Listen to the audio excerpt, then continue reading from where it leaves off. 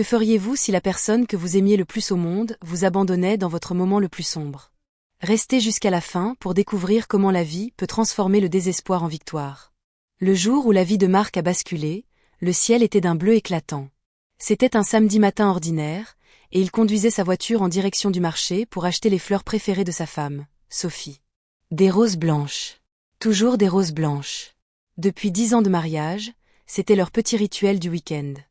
Il souriait en pensant à son visage qui s'illuminerait en voyant le bouquet. Puis, en un instant, tout a changé.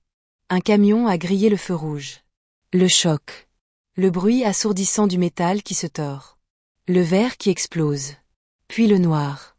Quand Marc s'est réveillé à l'hôpital 3 jours plus tard, Sophie était à son chevet, les yeux rougis par les larmes. Elle tenait sa main, murmurant des prières. Les médecins sont entrés avec des visages graves. Les mots qui ont suivi ont résonné comme une sentence de mort. Lésion de la moelle épinière, paralysie des membres inférieurs, fauteuil roulant à vie. Marc a regardé Sophie, cherchant du réconfort dans ses yeux. Ce qu'il y a vu l'a glacé jusqu'aux os, une lueur de panique, presque de dégoût. Les premiers mois ont été un cauchemar. Marc, autrefois ingénieur dynamique et sportif, se retrouvait confiné dans un fauteuil roulant, dépendant des autres pour les gestes les plus simples. Sophie avait arrêté son travail pour s'occuper de lui, mais son sourire s'était éteint. Chaque jour, Marc sentait le poids de sa culpabilité grandir. Il voyait la frustration dans les gestes brusques de sa femme, l'impatience dans sa voix quand elle devait l'aider à se lever, se laver, s'habiller. 6 mois après l'accident, par une soirée pluvieuse de novembre, Sophie est entrée dans leur chambre avec une valise. Marc était assis près de la fenêtre, regardant les gouttes de pluie glisser sur le verre.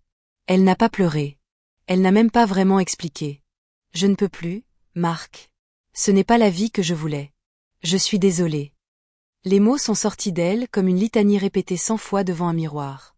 Elle a posé son alliance sur la commode et est partie, laissant derrière elle seulement le bruit de ses talons sur le parquet et l'odeur de son parfum qui s'estompait. Marc est resté immobile pendant des heures, incapable de pleurer, incapable de bouger, incapable de respirer presque. La douleur physique de ses jambes mortes n'était rien comparée à la déchirure dans sa poitrine. L'amour de sa vie venait de l'abandonner parce qu'il ne pouvait plus marcher. Les semaines qui ont suivi le départ de Sophie ont été les plus sombres de la vie de Marc. Seul dans leur appartement devenu trop grand, trop silencieux, il se laissait dériver. Les assiettes sales s'empilaient dans l'évier. Les rideaux restaient fermés. Les appels de sa mère restaient sans réponse. À quoi bon continuer? Se demandait-il chaque matin en ouvrant les yeux sur un nouveau jour vide de sens. C'est son frère cadet, Thomas, qui l'a sauvé. Un mardi matin, Thomas a défoncé la porte. Marc avait oublié de répondre pendant 3 jours, et l'a trouvé affalé dans son fauteuil, le regard vide fixé sur l'écran de télévision éteint. « Ça suffit » a hurlé Thomas, les larmes aux yeux. « Tu crois que maman a survécu au cancer pour te voir mourir à petit feu comme ça? Tu crois que papa aurait voulu voir son fils abandonné ?» Ces mots ont réveillé quelque chose en Marc. Une étincelle. Minuscule, mais présente. Thomas l'a emmenée chez lui, l'a nourrie, l'a forcée à sortir. Et surtout, il l'a inscrit dans un centre de rééducation spécialisé, réputé pour ses méthodes innovantes. Les médecins ont dit à vie, mais qu'est-ce qu'ils en savent vraiment? La science évolue, Marc. Il y a de nouveaux traitements, de nouvelles thérapies. Au centre, Marc a rencontré le docteur Amara, une neurologue passionnée qui croyait au miracle de la persévérance. « Votre moelle épinière n'est pas complètement sectionnée », lui a-t-elle expliqué en étudiant ses scanners. Il reste des connexions nerveuses. Elles sont faibles, mais elles existent. Avec une rééducation intensive, de la stimulation électrique, et beaucoup de travail. Peut-être. Peut-être. Ce mot est devenu l'encre de Marc. Il s'est lancé dans la rééducation avec une détermination féroce. Chaque jour, pendant des heures, il endurait des exercices épuisants et douloureux. Des électrodes stimulaient ses muscles atrophiés. Il visualisait ses jambes bougeant, marchant, courant. Souvent, il pleurait de frustration quand rien ne se passait. Mais il continuait. Parallèlement, il a commencé à reconstruire sa vie. Il a repris des cours en ligne pour actualiser ses compétences d'ingénieur.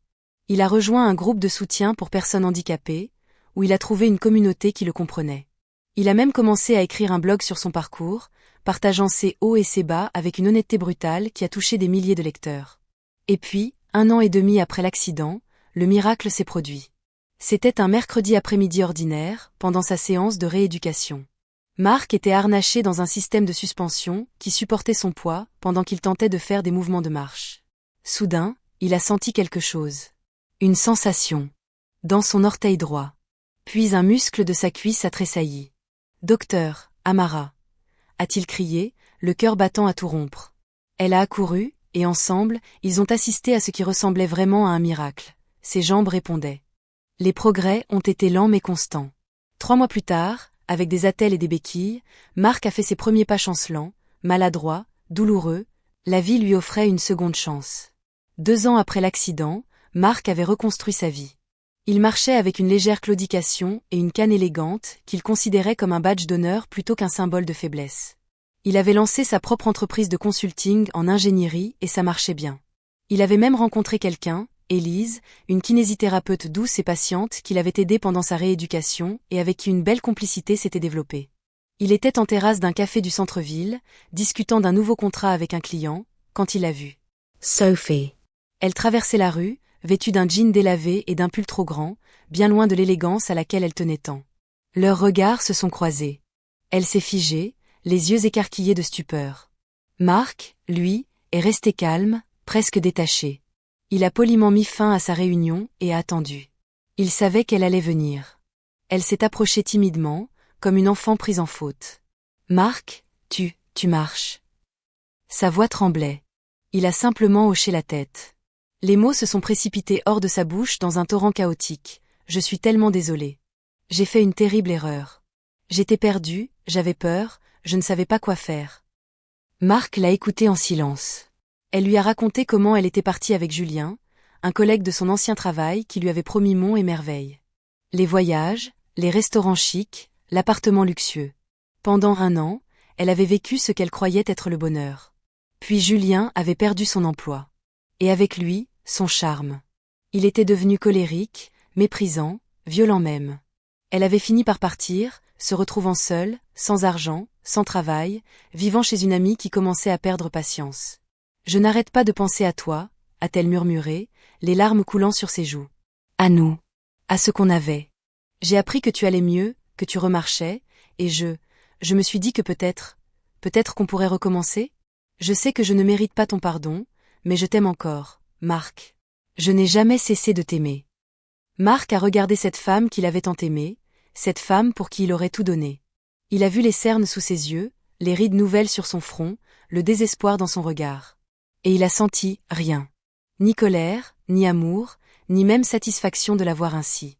Juste une tristesse paisible pour le temps perdu, pour l'innocence perdue. « Sophie, a-t-il dit doucement, je ne peux pas dire que je ne t'en veux pas. Pendant des mois, je t'ai haï. Je me suis haï aussi. Mais tu m'as donné quelque chose de précieux en partant. Tu m'as forcé à découvrir qui j'étais vraiment au-delà de mes jambes qui marchaient, au-delà de notre mariage. Tu m'as appris que l'amour véritable ne s'évapore pas face à l'adversité. » Il s'est levé, s'appuyant légèrement sur sa canne. « Je ne peux pas revenir en arrière. Je ne veux pas. J'ai construit une nouvelle vie, et elle me plaît. J'ai trouvé des gens qui croient en moi, qui me soutiennent dans les bons et les mauvais moments. C'est ce que j'aurais voulu de ma femme, mais ce n'est plus important maintenant. » Sophie sanglotait ouvertement maintenant. « S'il te plaît, Marc. Je te souhaite de trouver ton chemin, Sophie. Vraiment. Mais ce chemin ne croise plus le mien. » Il a posé quelques billets sur la table pour son café, et s'est éloigné d'un pas assuré, laissant son passé derrière lui. En rentrant chez lui ce soir-là, Marc a trouvé Élise qui l'attendait avec un dîner préparé et son sourire chaleureux. Elle l'a serré dans ses bras et il a réalisé avec une clarté absolue. Le vrai miracle n'était pas qu'il puisse remarcher. Le vrai miracle était qu'il avait appris à aimer la personne qu'il était devenu, avec ou sans Sophie, avec ou sans jambes valides. Il était libre. Enfin libre. Et vous ? Avez-vous déjà dû choisir entre votre passé et votre avenir ?